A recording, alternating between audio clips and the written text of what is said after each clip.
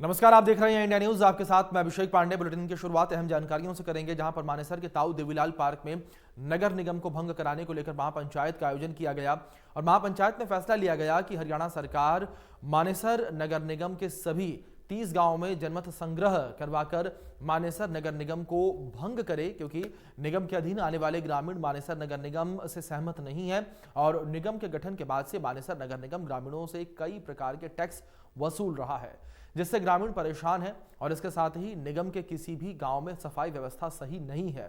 सभी गांव में सफाई व्यवस्था चरमराई हुई है।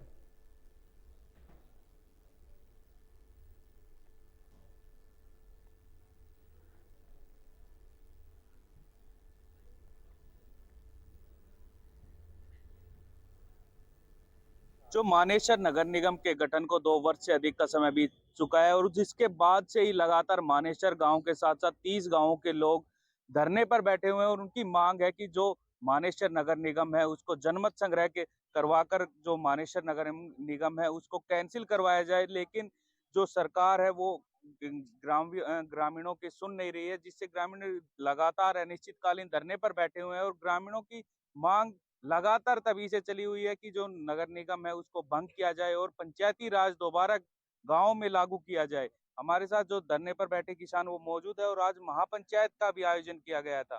जी, किस क्या मांग है और सरकार से क्या चाहते हैं कि जो निगम है उसके गठन। देखो, हम 25 तारीख से आज 24 दिन हो गए हमें बैठे हुए धरने पर। पूरा इलाका धरने पे इसलिए बैठा है कि भाई हमें पंचायती राज वापस दो। और सीधी सरकार से एक ही बात है कि जनमत करा लो। जनमत संग्रह में अगर ये चाहे, इलाका चाहे कि भाई हमें निगम चाहिए तो निगम रह जाएगा, वरना तुरंत प्रभाव से हमारी पंचायत राज को बहाल किया जाए। हमारी तो ये डिमांड है, इसके लिए हम लगातार बैठे हैं। सारा इलाका, पूरी सरदारी इसके बारे में सोच रही है और समर्थन में सब आपको देखा अभी कितने लोग जुड़े हैं। और आगे ये कार्रवाई चलती रहेगी जब तक हमारा जनमत संग्रह नहीं होगा। कि किस प्रकार की परेशानी निगम के गठन के बाद से ग्रामीणों को। सबसे पहले तो आप यहाँ पहुँचे, आपने हमारी आवाज़ उठाने के लिए आपके चैनल का धन्यवाद। और देखो, नगर निगम जो बनाया था, नगर निगम एक अर्बनाइज एरिया के लिए होता है। यहाँ जो हमारा गांव है, इसको मानेसर जो नगर निगम बनाया, ये तो सरकार ने एक लूट का अड्डा बनाया था। एक एक जिला में दो नगर निगम नहीं होते कभी भी। नगर निगम जब से बना है, जब से इन गाँव की सरपंचों की जो कागजी कार्रवाई थी, जो उनकी फंसता था, वो तो इन्होंने खोज लिया। नगर निगम के अधिकारी यहाँ बैठा दिए। वे ना तो किसी की सुनते हैं। अगर एक वाटर सप्लाई की मोटर फेल हो जाती है तो इनके चक्कर लगाते हैं, हम अपने पैसों से ठीक कराते हैं। आप गांव में जाके देखो, आप बार बार गांव आप अपने अखबार और अपने चैनल के माध्यम से दिखा भी रहे हो, हर गांव में कूड़ा के ढेर हो गए हैं। पहले पंचायत होती थी, गांव के 10 आदमी जाके सरपंच को, मेंबर को बता देते जी ये गांव में ये समस्या है, ये ये रास्ता टूट गए, ये खराबी हो गई, तो उसको कर देते थे गांव में, क्योंकि समाज है एक यहाँ पे। और नगम निगम आने के बाद में तो ना तो कोई कार्रवाई हो रही है, यहाँ तो एक लूट का अड्डा बना दिया। पीछे आपकी खबर देखी थी, आईएमटी मोड़ से वहाँ ऑफिस तक 3-3 फुट पे डबल पोल लगा दिए। प्रकाश में तो उसको हटा दिया। कहीं लैटरिंग बना रहे जहां लैटरिंग की जरूरत नहीं है।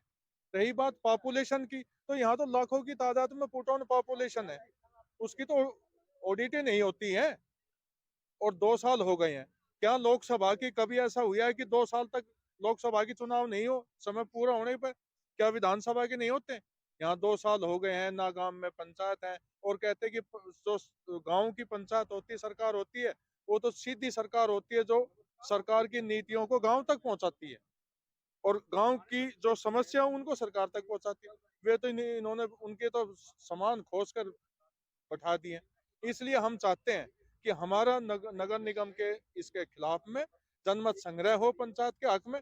अगर जो आदमी ये चाहता है, कोई काम चाहता है नगर निगम में रहना चाहता है, उसको रख लो, और नहीं तो उसको रखो देखिए, पंचायत में। ग्रामीणों की मांग है कि जो नगर निगम को भंग कर पंचायती राज लाया जाए, जिससे कि जो गांव में विकास कार्य वह सुचारू रूप से चल सके, क्योंकि पिछले 2 वर्ष से अधिक के निगम के गठन हो चुका है, लेकिन जो सरकार ने चुनाव अभी तक नहीं करवाए, जिसके कारण जो विकास कार्य अधर में लटके हुए हैं। तो कहीं ना कहीं लोग काफी परेशान है कि किस प्रकार की परेशानी है जो निगम के गठन के बाद से हो रही निगम के गठन की मोटी प्रॉब्लम तो ये है जी कि सारा ही निगम ही बे अनऑथराइज बनाया है सरकार ने।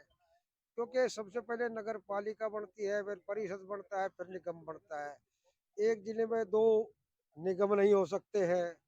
अभ्यारण्य के साथ नगर बसाना ठीक नहीं है। जहाँ फैक्ट्रियों का प्रदूषण लोग दर्द झेल रहे हो, वहाँ नगर बसाना उचित नहीं है। कुल मिलाकर हरियाणा सरकार ने लूट के हिसाब से इस नगर की स्थापना की है। वरना तो अगर इस तरह ही लूट मचानी तो किसी भी एक छोटे से कस्बे में 50 गांव मिलाए नगर निगम बना दे। यहाँ जरूरत ही नहीं नगर निगम की, क्योंकि इसलिए जरूरत नहीं है। कंपनियों इतनी जनसंख्या है ही नहीं। हमारी सिर्फ 600 वोट बढ़ी है पिछले 5 साल में। जो लोग बाहर के रह रहे हैं वो लोग ये भी तो रह रहे हैं, कंपनियों के वर्कर रह रहे हैं, वो तो गाँव के में आसपास गाँव में रहेंगे कंपनियों के वर्कर। तो यहाँ जब IMT है, यहाँ जो HSIDC है, तो यहाँ नगर क्यों बसाना चाहते हो? अगर नगर बसाना चाहते हो तो IMT को निकालो। सरकार लूट के नजरिए से आप करे। देखो, गांव के अंदर पंचायत थी तो आंगनवाड़ी केंद्र भी है, पब्लिक हेल्थ सेंटर भी चला हुआ है। वे सारी जो सरकारी जो डिपार्टमेंट है वे तो अब ऑटोमेटिकली रनिंग में है। हमारा जो इलाका है वो गांव के अंदर रास्ते भी पक्के हैं, सीवरेज भी है, वाटर ट्रीटमेंट प्लांट भी लगा हुआ है। हमारे गांव के अंदर सफाई कर्मचारी भी थे। तो हमें निगम की जरूरत क्या पड़ गई ये बताओ? हमारे पास कम्युनिटी सेंटर हमारे पास है, स्कूल हॉस्पिटल हमारे पास है, सारी चीजें हैं। हमें नगर निगम की जरूरत क्या है? नंबर क्या 2, सरकार को जल्द से जल्द निगम के चुनाव कराने चाहिए जिससे कि लोगों को सुविधाएं मिल सके? निगम के चुनाव कराने तो गुड़गांव के कराओ, मानेसर के नगर निगम की चुनाव की जरूरत नहीं है। जब ये IMT हमारे पास में आ रही है, हम इसके प्रदूषण से ही पहले छिक रहे हैं। दूसरा, हमारे पास ये और थोप दिया, ये हम खर्चा कहाँ से देंगे? हमारी जमीन जायदाद थी वो सारी ले ली, तो ये खर्चा हम कहाँ से लाएंगे जो ये खर्चा लेगा? बिल्कुल, जो निगम है उससे पहले जो जमीन अधिग्रहण हुई थी IMT औद्योगिक क्षेत्र के लिए, और उसके बाद काफी फेसों में जमीन भी अधिग्रहण हो चुकी है, और किसान जो ग्रामीण है उनके पास न तो जमीन है, ना किसी के रोजगार के लिए कोई साधन है। और जिसके बाद जो निगम का गठन हुआ है उससे लोग जो निगम के खर्चे हैं, जो टैक्सीज हैं, वह नहीं भर पाएंगे। तो कहीं ना कहीं लोग परेशान है और उनकी मांग है कि जल्द से जल्द जनमत संग्रह करवाकर हरियाणा सरकार मानेसर नगर निगम को भंग करे। गुरुग्राम से कैमरामैन गौरव के साथ प्रदीप यादव, इंडिया न्यूज। गुरुग्राम में निजी स्कूलों के मनमानी और सरकारी आदेशों की अवहेलना करने पर कार्यवाही के आदेश जारी किए गए हैं। बता दें कि पूरे उत्तर भारत में मौसम विभाग कड़ाके की ठंड की चेतावनी के बाद हरियाणा में 21 जनवरी तक सभी सरकारी और प्राइवेट स्कूलों में छुट्टियां बढ़ाई गई थी, लेकिन गुरुग्राम में कई ऐसे निजी स्कूल हैं जो कि इन आदेशों की पालना नहीं कर रहे हैं, जिनके खिलाफ अब जल्द ही एक्शन लिया जाएगा। इसके लिए गुरुग्राम के DC ने आदेश जारी कर दिए हैं। DC निशांत कुमार यादव ने कहा है कि बोर्ड परीक्षाओं के मद्देनजर कक्षा 10वीं और 12वीं के विद्यार्थियों के लिए क्लास लगाई जाएंगी, लेकिन अगर इन दोनों कक्षाओं के अलावा किसी अन्य कक्षा के छात्रों को स्कूल में इस अवधि के दौरान बुलाया जाता है तो उस स्कूल के खिलाफ कार्रवाई की जाएगी। सर्दियों की छुट्टी गिरी हुई है और आप स्कूल में आ रहे हो? पता है, रोज बुलाया जा रहा है जानबूझ के। कौन बुलाता है आपको?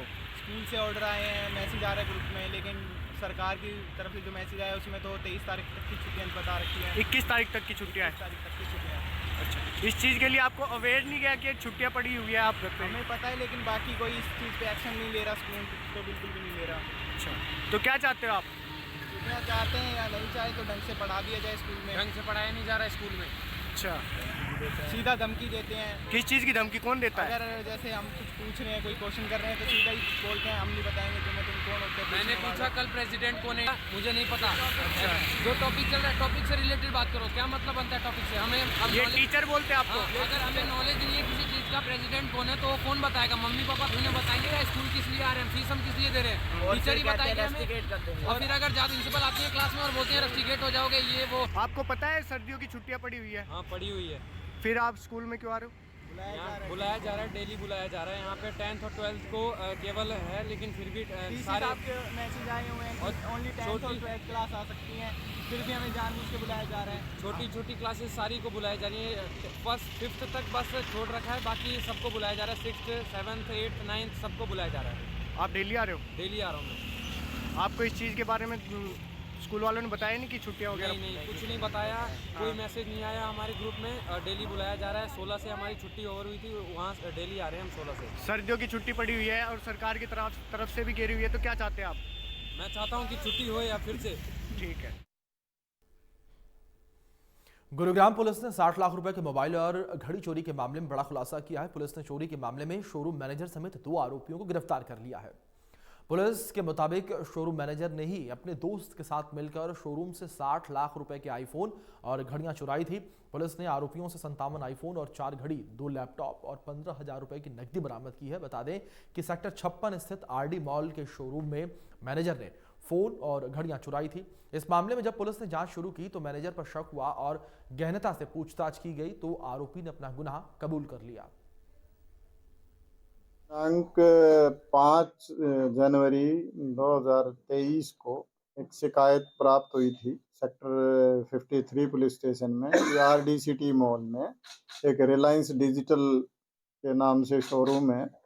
उसमें 4 तारीख को उसके कर्मचारी अच्छे से उसको बंद करके गए थे और 5 तारीख को जब वापस आए तो वहाँ से काफ़ी सारा सामान चोरी हुआ मिला, जिसमें लगभग 60 लाख रुपए की चोरी थी। उसके बाद हमारी क्राइम टीम सेक्टर 40 ने काम करते हुए उसमें जो शामिल 2 आरोपी थे उनको गिरफ्तार करने में कामयाबी हासिल की और इनमें से जो आरोपी नरेंद्र कुमार है, ये इसी मॉल में सेल्स का काम करता था और इसी ने अपने साथी को उसमें लेके, विश्वास में लेके, और इन्होंने ये योजना बना के इस वारदात को अंजाम दिया। गुरुग्राम रियल एस्टेट सेक्टर का सबसे बड़ा बाजार बन चुका है। यहाँ पर हर साल 84 खरब से ज्यादा की प्रॉपर्टी का लेन देन होता है, तो वहीं एक दिन में 2 खरब से ज्यादा की प्रॉपर्टी का व्यापार किया जा रहा है।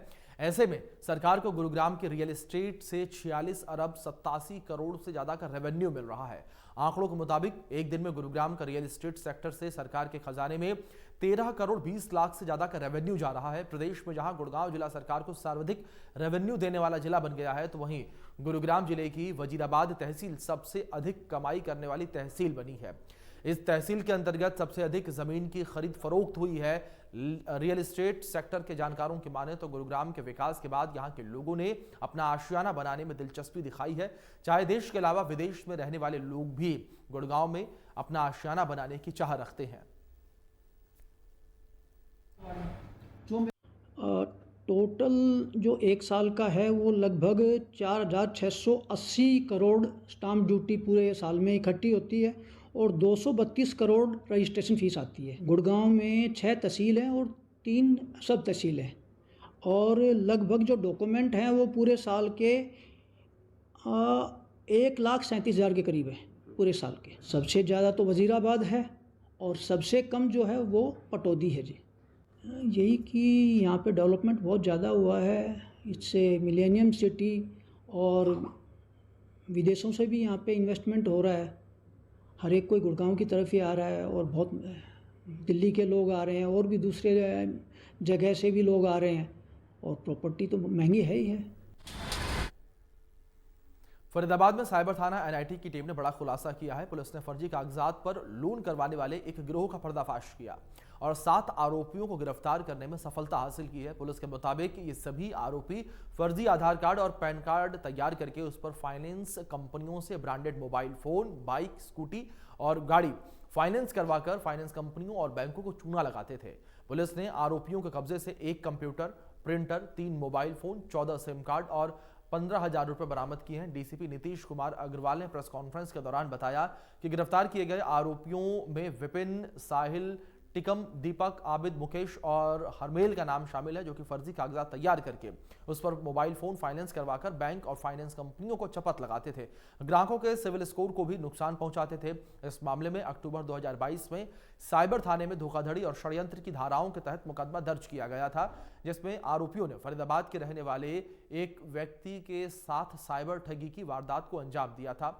आरोपियों ने पीड़ित का पैन नंबर और आधार कार्ड उपयोग करके उस पर फाइनेंस कंपनी से एक आईफोन फाइनेंस करवाया था, जिसके बारे में पीड़ित को कोई जानकारी नहीं थी।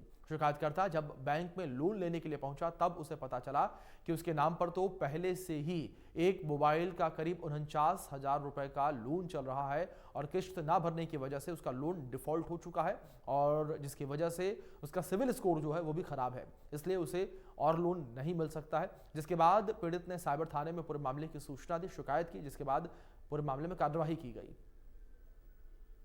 इस केस में बेसिकली ये एक साइबर फ्रॉड का केस था, जिसमें हमें कंप्लेंट आई थी कि एक व्यक्ति हेमंत कुमार का हमारे पास साइबर पुलिस स्टेशन में आया और उन्होंने ये बताया कि उन्होंने कोई लोन के लिए अप्लाई करा होगा। तो बैंक वालों ने उनको बताया कि उनके नाम पे ऑलरेडी कोई लोन था मोबाइल का, एंड उसमें क्योंकि वो लोन उन्होंने जमा नहीं कराया तो उनका सिविल स्कोर खराब है, जिस कारण से उनको लोन नहीं मिल सकता। तो फिर हमने इस केस की इन्वेस्टिगेशन करी थी, क्योंकि इस तरह की कंप्लेंट्स हमें और भी आई थी जिनमें लोगों ने हमें ये कंप्लेंट दी थी कि हमारा सिविल स्कोर खराब है लेकिन हमने कोई लोन आज तक लिया नहीं है, तो भी हमारा लोन डिफॉल्ट दिखा रहा है और जिसकी वजह से हमारा स्कोर खराब है और हमें आगे लोन नहीं मिल पा रहा। तो इस केस की हमने फर्दर इन्वेस्टिगेशन करी और इसमें हमने 7 एक्यूज को पकड़ा। तो पूछताछ में ये बात सामने आई है कि कुछ जैसे बहुत सारी हमारी स्टोर्स होती है जिन पे हम डिजिटल कोई भी मोबाइल लेने जाते हैं, लैपटॉप लेने जाते हैं, तो वहाँ पे इंस्टेंट EMI हमें मिल जाती है। ठीक है, आप वहाँ पे मान लीजिए मोबाइल लेने गए हैं या लैपटॉप लेने गए हैं, तो वहाँ पे बैंक्स के बहुत सारे वेंडर होते हैं जो ये बात बोलते हैं कि आपको अभी इंस्टेंट EMI मिल जाएगी और आप अभी वो इलेक्ट्रॉनिक गैजेट अपने घर ले आ सकते हैं। तो जब इस गिरोह को हमने पकड़ा तो उसमें ये बात सामने आई कि कुछ लोगों का फर्जी पैन कार्ड बन जाता था और आधार कार्ड बन जाता था और उन्हीं के नाम से एक अकाउंट नंबर खोल दिया जाता था। ये सारे डॉक्यूमेंट्स एक फर्जी व्यक्ति को तैयार करके उसी की फोटो खींचती थी, पैन कार्ड आधार कार्ड में उसी की फोटो लगती थी।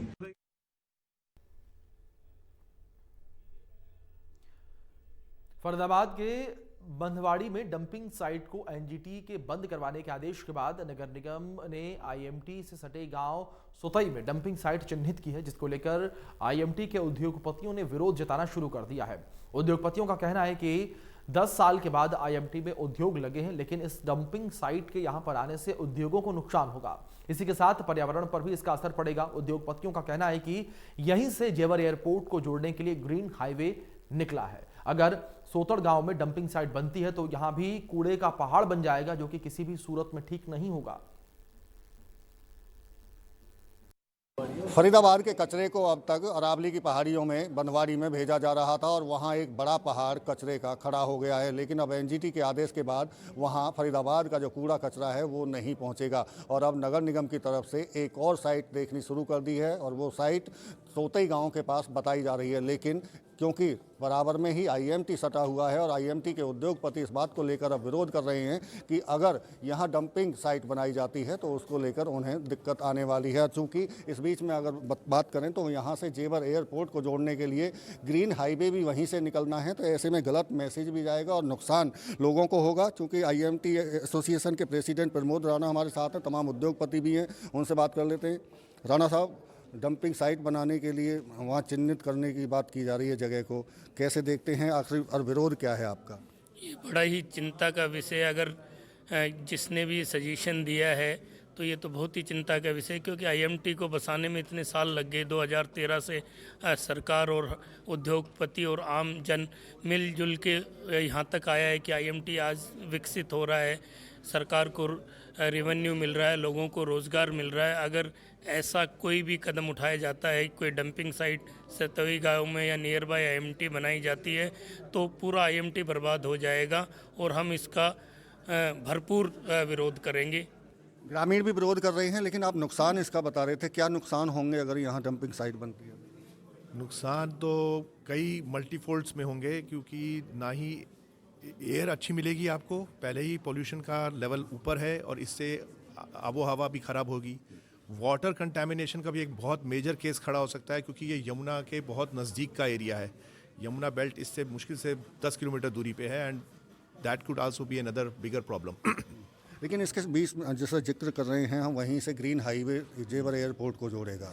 बड़े बड़े जो तमाम चाहे फॉरनर्स की बात करें और लोगों का वहाँ से आवाजाही रहेगी। एक मैसेज की जब बात करते हैं कि वहाँ कूड़े के पहाड़ खड़े हो जाएंगे, तो क्या लगता है कि ये एक गलत मैसेज होगा? बिल्कुल गलत मैसेज जाएगा। इंडस्ट्री के लिए बहुत बड़ी प्रॉब्लम आने वाली है अगर ये साइट यहाँ पे सोतई में बनती है।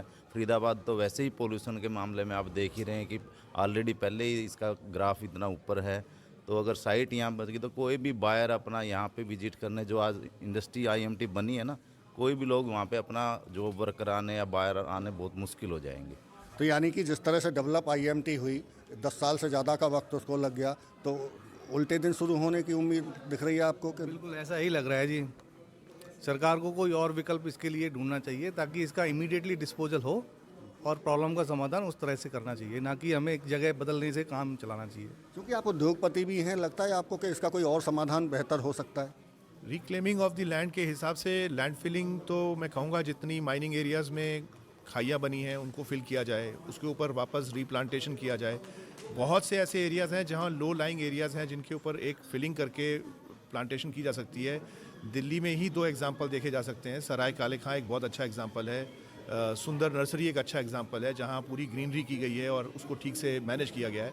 हमें भी कुछ इसी लेवल पे एक कंटिन्यूअस प्लान लेके बैठना चाहिए। बिल्कुल, ये तमाम वो उद्योगपति हैं जिनको अब चिंता इस बात को लेकर है कि अगर डंपिंग साइट्स गांव सोतई में IMT के नज़दीक बनती है तो ना केवल बायर्स पर बल्कि जो वर्कर हैं और उद्योगों पर एक बड़ा असर उसका पड़ेगा और एक मैसेज भी अगर कूड़े के पहाड़ वहाँ बनते हैं तो गलत जाएगा। फरीदाबाद से देवेंद्र कौशिक, इंडिया न्यूज़।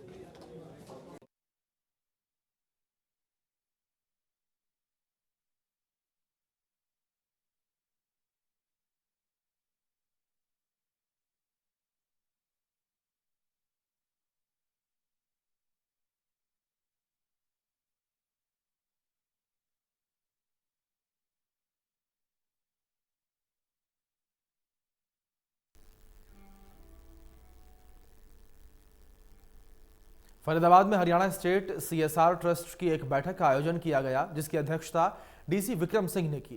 बैठक में DC ने उद्योगपतियों के साथ चर्चा की और सरकार के बनाए गए ट्रस्ट के तहत विकास कार्यों में मदद लेने के लिए भी चर्चा हुई। इस दौरान DC विक्रम सिंह ने कहा कि कॉरपोरेट सोशल रिस्पॉन्सिबिलिटी के तहत सरकार ने जो ट्रस्ट बनाए हैं, ट्रस्ट से काम कराए जाएंगे। कंपनियों को जो पैसा देती हैं उसका सदुपयोग हो सके, इसलिए सरकार ने यह ट्रस्ट बनाया है जिसके चेयरमैन मुख्यमंत्री मनोहर लाल हैं। उन्होंने कहा कि कंपनियां प्रतिनिधियों का राज्य में काफ़ी साथ मिला है। एक जिले के CSR को दूसरे जिले में खर्च करने के सवाल पर उन्होंने कहा कि पूरे हरियाणा में जहां जरूरत होगी वहां पैसे को लगाकर काम करवाए जा सकते हैं।